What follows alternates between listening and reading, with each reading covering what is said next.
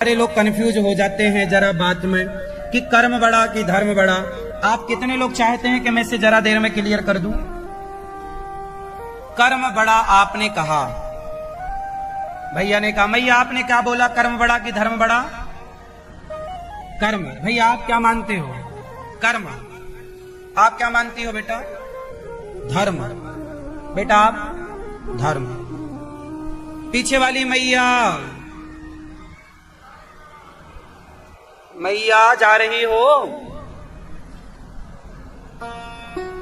अच्छा, नहीं, plan change हो गया। लो,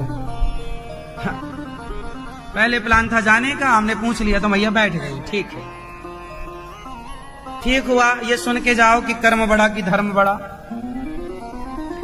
आप लोग मानते हो कर्म को बड़ा, तो फिर मेरे प्रश्न का उत्तर दो। यदि कर्म बड़ा है तो कसाई गाय काट रहा है, वो अपना कर्म ही तो कर रहा है। तो क्या कसाई का गाय काटना ये कर्म बड़ा है? बकरा काट रहा है कसाई, वो अपना कर्म कर रहा है। तो क्या बकरे को काटना ये कर्म सही है, बड़ा है? शराबी से पूछो, क्यों जी क्या कर रहा है? शराबी क्या बोलता, मैं तो अपना कर्म कर रहा हूं। तो क्या शराबी का शराब पीने का कर्म सही है? कोई मांस की दुकान में आप जाओ तो आपको मुर्गा मुर्गी कटते हुए मिलेंगे, तो क्या मुर्गा काटने का कर्म, क्या ये सही है, ये बड़ा है?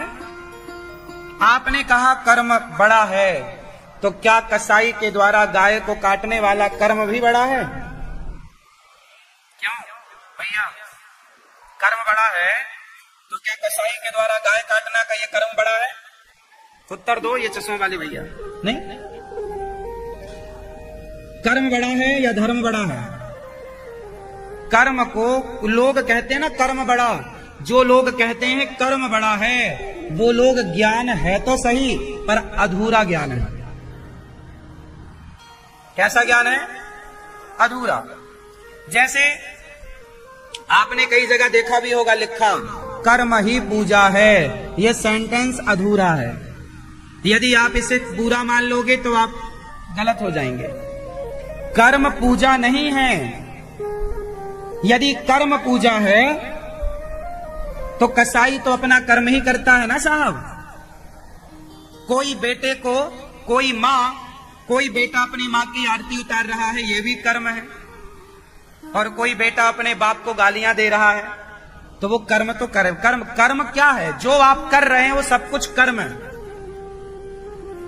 अब ये कौन तय करेगा कि ये वाला कर्म करो और ये वाला कर्म मत करो? ये जो अच्छा और बुरा कर्म, अब कर्म दो प्रकार का होता है। कर्म कितने प्रकार का? एक अच्छा कर्म, दूसरा बुरा कर्म।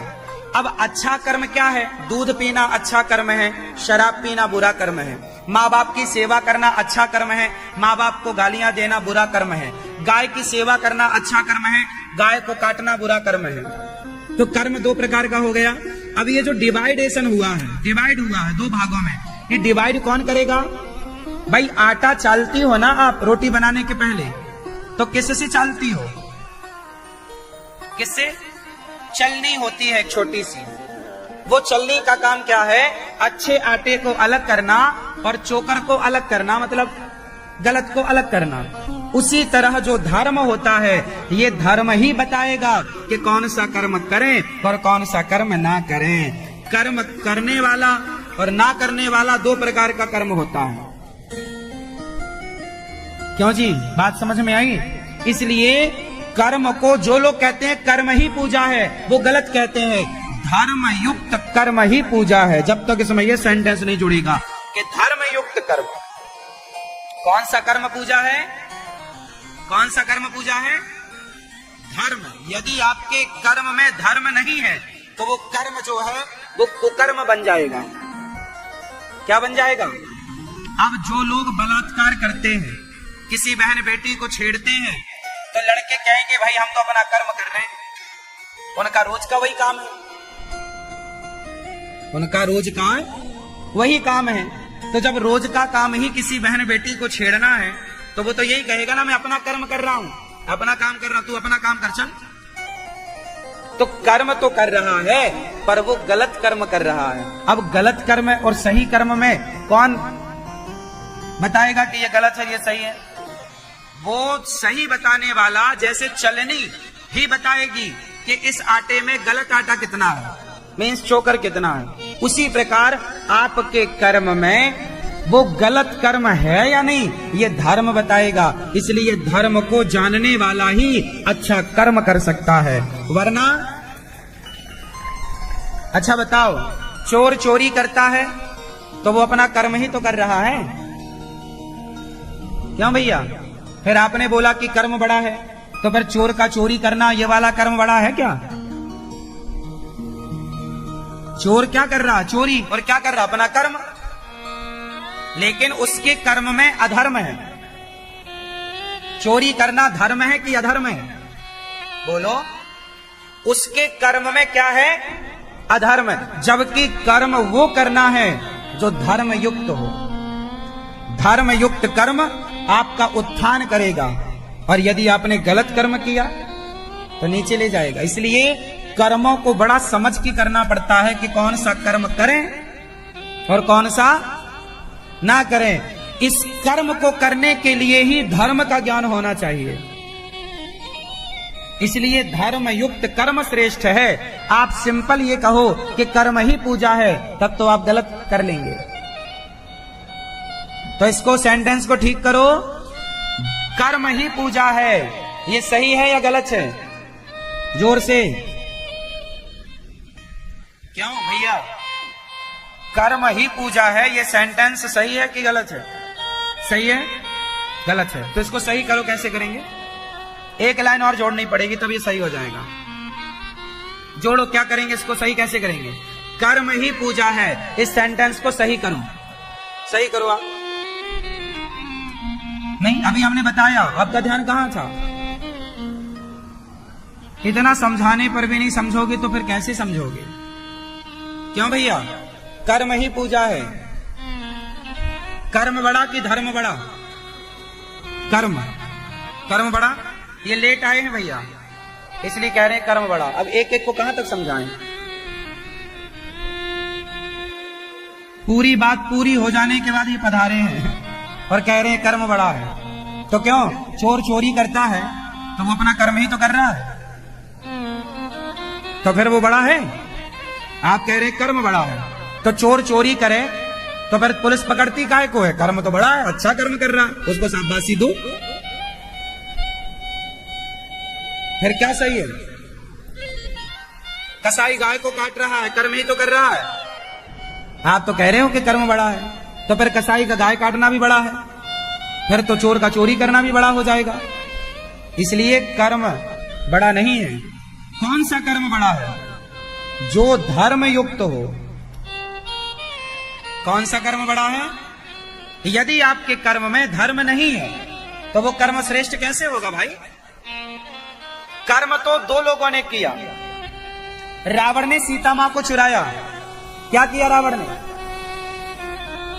बताओ। रावण ने सीता मां को चुराया, उसने क्या किया? अपना कर्म तो किया था। रावण ने सीता मां को चुराया तो कर्म ही तो किया ना भाई। क्यों? रावण ने सीता मां को चुराया तो क्या किया? कर्म ही तो किया उसने। उसका काम ही था किसी की भी औरत को चुरा के, स्त्री को चुरा के ले आना। तो रावण ने कर्म किया, लेकिन रावण के कर्म में धर्म था कि अधर्म था? रावण के कर्म में धर्म था कि अधर्म? हाँ। तो रावण के कर्म में यदि अधर्म था तो रावण का सत्यानाश हो गया। यदि आपके कर्म में भी अधर्म होगा तो आपका भी सत्यानाश हो जाएगा। इसलिए कर्म में धर्म होना चाहिए। जिस कर्म में धर्म होगा वही कर्म श्रेष्ठ होगा, तब वो कर्म बनेगा पूजा। जब धर्म युक्त कर्म होगा तो वो बन जाएगा पूजा। और सिंगल आप कर्म को पूजा मानोगे तो वो गलत हो जाएगा। इसलिए धर्म युक्त कर्म ही पूजा है। ये सेंटेंस पूरा है। पूरा सेंटेंस बोलो, पूरा बोलो। धर्म युक्त मीन्स धर्म के अकॉर्डिंग किया गया कर्म पूजा है। सिंपल कर्म ही पूजा है। यदि आप ये बात कहते हैं तो आपकी बात गलत है। किस किस को बात समझ में आ गई? भैया को समझ में आई? पूछो भैया, आपको आई? चश्मे वाले भैया, क्या समझ में आया? कर्म ही पूजा है, ये सही है? इसको सही बनाओ। धर्म युक्त कर्म ही पूजा है। समझ में आया मेरी माँ? भैया सो गई क्या? नहीं।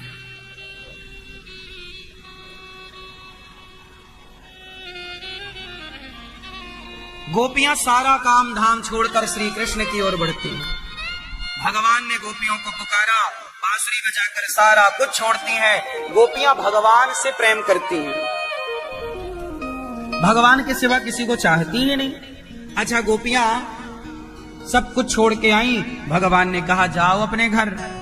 पहले तो स्वागत किया, स्वागतम वो महाभागा प्रियम किम करवाणि वह ब्रजस्या नामयम कच्चिद ब्रोता गमन कारणम। भगवान ने सारी गोपियों का स्वागत किया। आओ देवियों, आओ, यहां आओ, ये बताओ क्यों आई हूं? गोपियां बोली आपने बुलाया, हम चली आई। भगवान ने कहा जाओ अपने अपने घर। भगवान ने गोपियों को बुलाया था रास रचाने के लिए। आज भगवान का मन हुआ चलो रास रचाते हैं।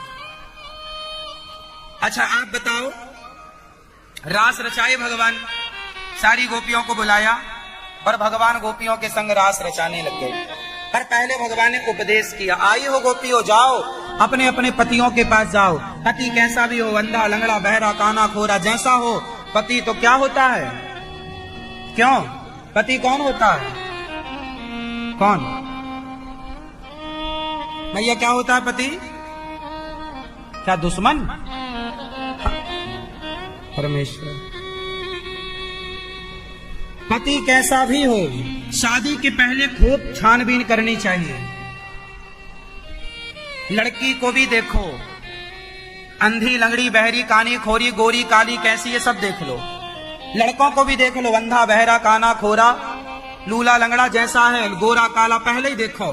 शादी के पहले खूब देखो लड़का और लड़की, पर शादी के बाद फिर अब जैसी है आपकी पत्नी, गोरी या काली, लंबी या ठिनगी, मोटी या पतली, वो जैसी है अब वो आपकी अर्धांगिनी। पति जैसा है वो आपका परमेश्वर है। शादी के पहले देखो कि गांजा पीता है कि नहीं, शराब पीता है कि नहीं। शादी के बाद तो फिर वो जैसा होगा वो आपके लिए ईश्वर होगा। इसलिए लड़की के पिता की जिम्मेदारी है कि खूब छानबीन करनी चाहिए। जल्दबाजी में कभी विवाह नहीं करना चाहिए। एक दोहा याद कर लो, काम आएगा।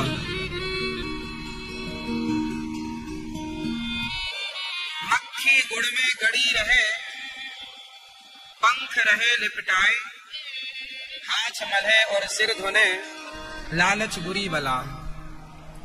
लड़की बहुत सुंदर है, इस लालच से ब्याह ना करना।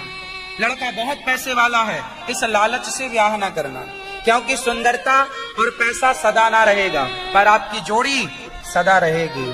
आपकी जोड़ी आपके रिश्तों से ऊपर ना सुंदरता है और ना पैसा है।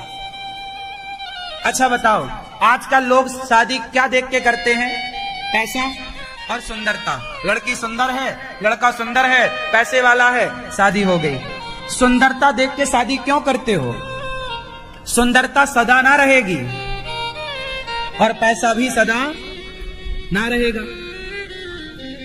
समय तो माता सीता का भी बदलाना साहब। जंगल की लकड़ियां काटना पड़ा माता सीता को, जबकि राजा की बेटी है और राजा की बहू है। राजा की बेटी है माता सीता और राजा की बहू है माता सीता, पर जंगल में लकड़ियां काटना पड़ा के नहीं। तो समय कब बदल जाए, कैसा समय आएगा, ये ना आप जानते हैं, ना हम जानते हैं, ना बाप जानता है, ना मां जानती है। इसलिए शादी करने के पहले खूब विचार करो। बिना विचारे जो करें सो पाछे पछताएं। और काम बिगाड़े आपनो जग में होत हंसाएं। लड़की लड़का पहले अच्छे से देख लो और लड़कियों से एक एग्रीमेंट साइन करा लो और लड़कों से भी शादी के पहले लड़की से ये एग्रीमेंट साइन करा लो कि हमारी माता और हमारे पिता की आपको सेवा करनी पड़ेगी, पांव दबाना पड़ेगा हमारी माँ को भरपेट भोजन सम्मान के साथ देना पड़ेगा, हमारे सुख दुख में साथ देना पड़े। आजकल ना कुछ लड़कियां होती हैं, कुछ बहुएं होती हैं जो पति का साथ उसके सुख में तो देती हैं परंतु उसके दुख में नहीं देती।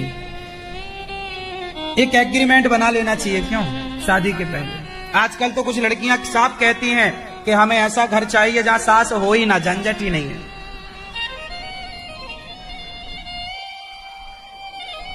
क्यों जी?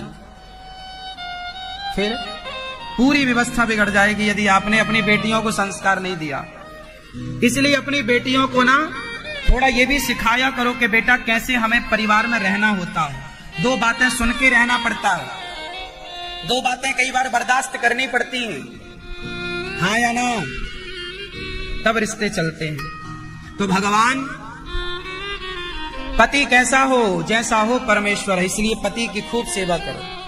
आपका पति कौन है? भगवान। क्या मानना चाहिए पति को? और पत्नी क्या है आपकी? नेता? नेता है, अर्धांगिनी। पति कौन? परमेश्वर। तो पत्नी कौन? पत्नी भी परमेश्वरी है। पति परमेश्वर और पत्नी परमेश्वरी। कौन सी परमेश्वरी?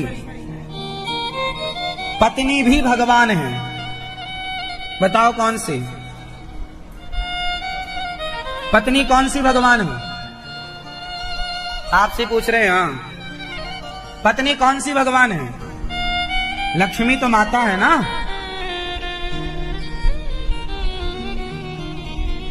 लक्ष्मी तो हम सबकी माता है और हम पूछ रहे हैं पत्नी भगवान। पत्नी भगवान है या नहीं? आपसे सवाल भैया, पत्नी भगवान है या नहीं है? तो कौन सी भगवान है? लक्ष्मी। पति भगवान होता है? नहीं। हमारी भारतीय परंपरा कितनी बढ़िया है। हमारी भारतीय परंपरा है, भगवान नारायण के 24 अवतार हुए, उस अवतार में एक अवतार हुआ मोहिनी भगवान। कौन सा अवतार? मोहिनी, मतलब स्त्री बने ना भगवान। और मोहिनी जब बने तो भगवान शिव का भी मन मोहित कर लिया था मोहिनी भगवान ने। तो आपकी पत्नी आपका मन मोहित करती है कि नहीं? हाँ, तो फिर हर स्त्री के अंदर मोहिनी अंश होता है। हर स्त्री के अंदर क्या अंश होता है? बोलो जोर से। मोहिनी भगवान का अंश किसके अंदर होता है? स्त्रियों के अंदर। इसलिए अपनी पत्नी को जब भी देखा करो तो मोहिनी भगवान का अवतार मान के, ये प्रभु का अवतार मोहिनी रूप है। मेरी पत्नी, मेरे भगवान ही मेरी पत्नी के रूप में प्रकट हुए हैं और मुझे जीवन संगिनी के रूप में। सभी भक्त श्रद्धा और भक्ति से प्रभु का नाम जप करें। इस कलयुग में भगवान के नाम से ही जीवन का उद्धार होगा। पत्नी में भी भगवान का दर्शन करना सीखो और अपने पति में भी भगवान का दर्शन सीखो। जब पत्नी में, पति में, माता में, पिता में भगवान का दर्शन करना सीख लोगे तब तुम्हें पत्थर में भी भगवान का दर्शन होने लग जाएगा। जब तक तुम्हें माता पिता में, पति पत्नी में, बच्चों में भगवान का दर्शन ना होगा तब तक तुम माथा पटक पटक के मर जाओ, तुम्हें पत्थर में भगवान थोड़ी दिखेंगे।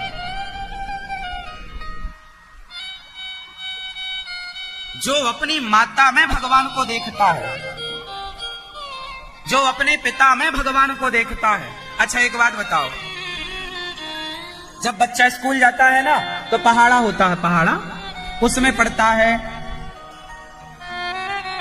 A for Apple, B for ball, पढ़ता है का कमल का, खा खरगोश का, होगा गणेश का, है ना।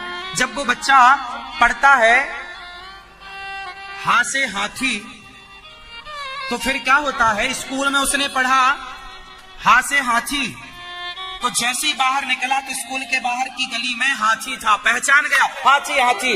माँ ने पूछा कैसे पहचाना, बोले आज मैंने पढ़ा है,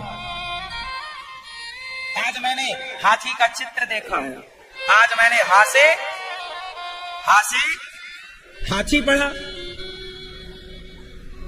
हा से हाथी पढ़ा। अब सोचो कि उस हाथी की फोटो देखने से बच्चे ने असली के हाथी को पहचान लिया कि नहीं? सही बताओ। फोटो देखी तो फोटो होती है, ना बोलता, ना खाता, ना पीता, ना सुनता, पर फोटो देखने से जब असली मिला तो पहचान गया।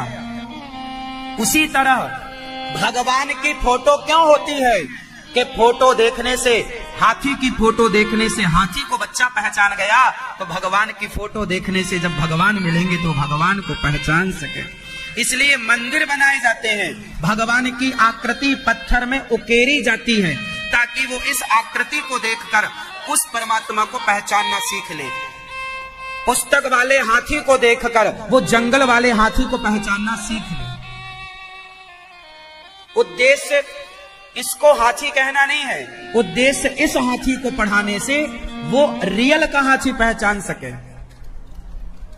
हाँ या ना। उसी तरह मंदिरों में भगवान जो है, इनकी प्रतिमा देखने से, इनका स्वरूप देखने से उस परमात्मा का स्मरण हो जाए। जैसे तुम अपने बाप पिता की फोटो देखते हो ना, तो पिता की याद आ जाती है, पुत्र की फोटो देखते हो, पुत्र की याद आ जाती है। ऐसे भगवान के मंदिर में जब भगवान को देखते हैं तो भगवान की याद आ जाए, इसलिए ये मूर्तियां हैं, इसलिए मंदिर हैं। लोग कहते हैं ना मंदिर क्यों जाएं, भगवान तो सब जगह हैं, इसलिए मंदिर बनाए गए, क्योंकि वो उस परमात्मा का प्रतिनिधित्व कर रही है, यह मूर्ति उस परमात्मा का साक्षात्कार करा रही है। अच्छा, एक बात ध्यान से सुनना कि मंदिर में जो मूर्ति है, उस मूर्ति को भगवान के रूप में वही देख सकता है जो अपनी माता को भगवान के रूप में देखता हो, जो अपने पिता, भाई सिंपल है ना, माता पिता है चैतन्य और पत्थर होता है जड़, तो जो चैतन्य में ईश्वर को देख सकता है वही जड़ में देख सकता है। अच्छा ये बताओ, पहले आपने ABCD पढ़ा या XYZ पढ़ा? पहले काखा गाघा पढ़ा या क्षत्रज्ञ पढ़ा? क्या पढ़ा पहले?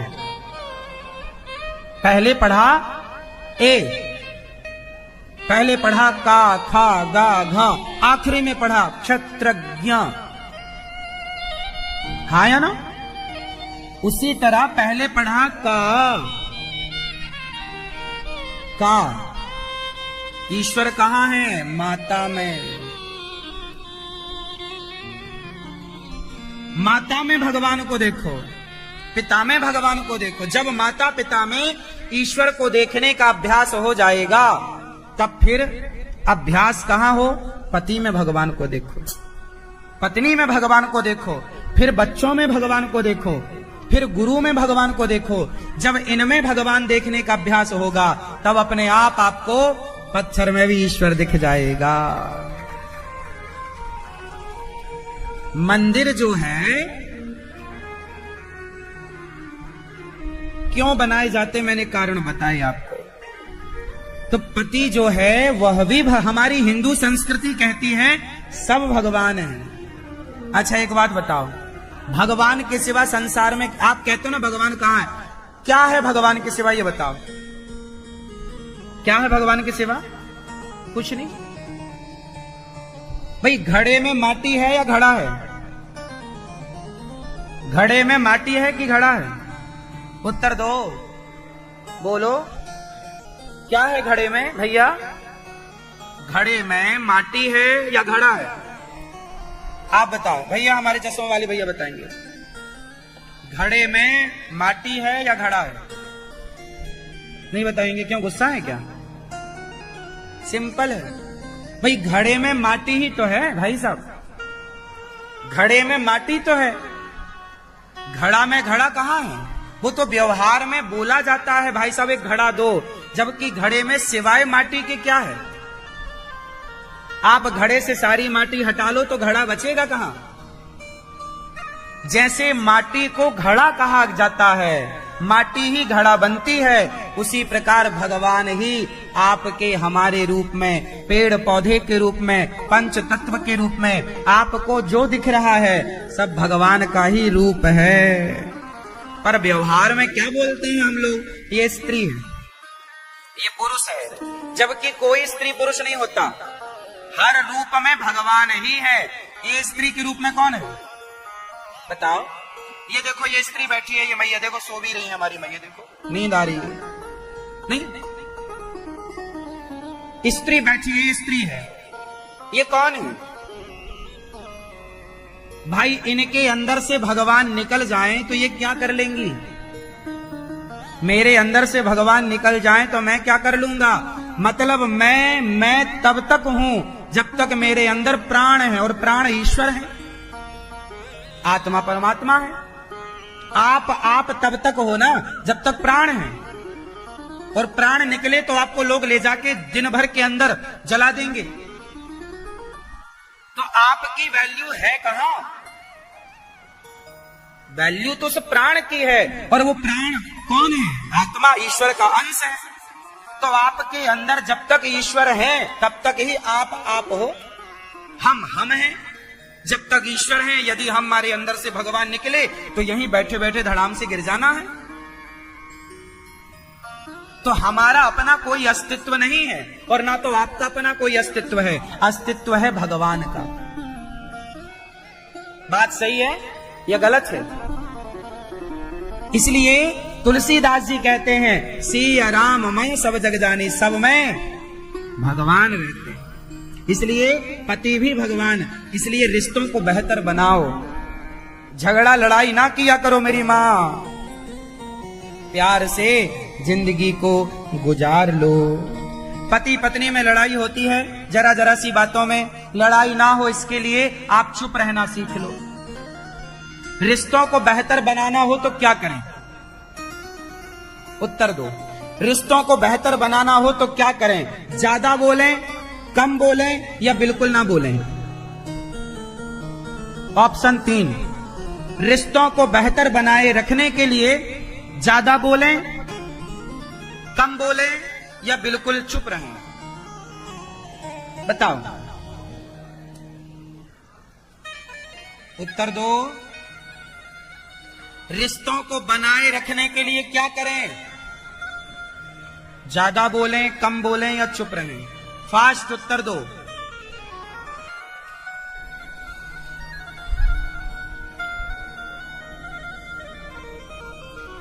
रिश्तों को बनाए रखने के लिए आप ज्यादा बोलेंगे तो रिश्ते नहीं चलेंगे, कम बोलेंगे तो भी लोग आपकी कम बोली गई बात को पकड़ के बैठ जाएंगे, तुमने ऐसा बोला। समझदार लोग करते क्या हैं? जब कुत्ता भौंकता हो तो आप चुपचाप देखो बस।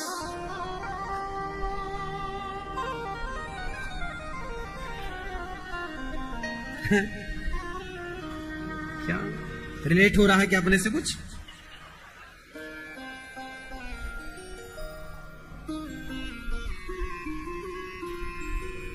इसलिए रिश्तों को चलाने के लिए जो चुप रहता है वो खुश रहता है, जो बोलता है वो दुखी रहता है। पत्नी को गुस्सा है, तू बोल ले, चल हम चुप हैं। फिर पति को गुस्सा है तो तुम चुप रहना भाग्यवान। कभी कभी पति को भी मौका दिया करो गुस्सा करने का, और कभी कभी पत्नियों को भी मौका दिया करो गुस्सा करने का। दोनों का अधिकार बराबर हो, हनन ना हो ना अधिकारों का। हनन होता है तो फिर झगड़े होते हैं। आज तुम गुस्सा कर लो, कल हम करेंगे। तो जब हम गुस्सा करें तो तुम सह लेना, और जब तुम गुस्सा करो हम सह लें। अच्छा बताओ, अब मैं 20 करोड़ रुपया का एक सवाल पूछ रहा हूं, जो सही उत्तर देगा उसे 20 करोड़ का ज्ञान मिलेगा। 20 करोड़ का सवाल है, सही उत्तर देने वाला 20 करोड़ का ज्ञान प्राप्त करेगा। नींद आ रही है? नहीं, 20 करोड़ का चिंतन हो गया। हाँ? सुनो, रिश्तों को चलाने के लिए क्या चाहिए? ऑप्शन 4, बेहतर रिश्ते चलाने के लिए, रिश्तों को बहुत अच्छा बनाए रखने के लिए, रिश्तों को चलाने के लिए क्या चाहिए? पहला पैसा, दूसरा प्रेम, तीसरा सहनशीलता और चौथा